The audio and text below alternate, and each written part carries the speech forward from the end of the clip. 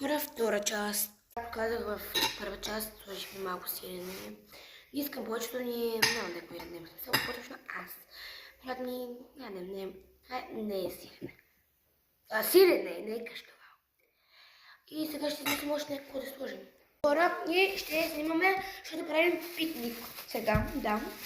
И ще ядем питка, защото не искам ония хляб. Не знам, домашното си е най-хубаво. Секунда.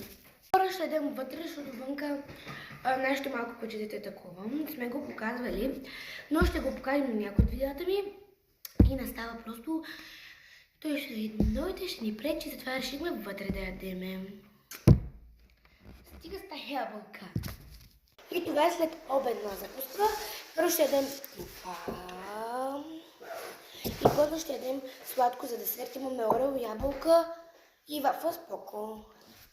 И аз започвам. Говори за вафлата. И най-накрая ще почна да ям, защото съм много гладна. Цял ден не съм яла. Така че...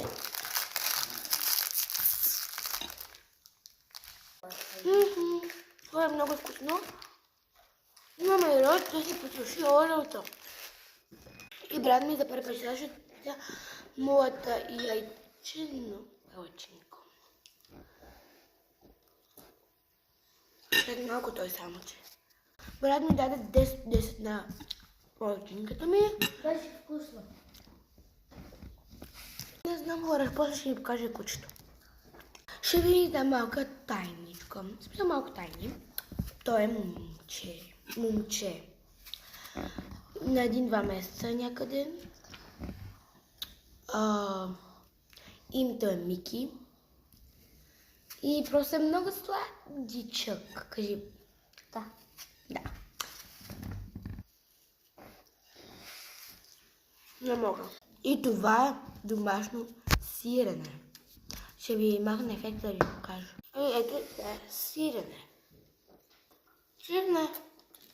Сирене. Домашно сирене. Не го обичам чак толкова. Има различни сирена. Това е кашкавал, дето видях преди малко във видеото. Ще има отделна част за кучето. Много ви обичам. Абонирайте се за канала с камбанка. Оставете на един лайк на всичките видеа. И аз ще ви прегледам 100 000 абоната и се среща в град Луковит. За още информация налично.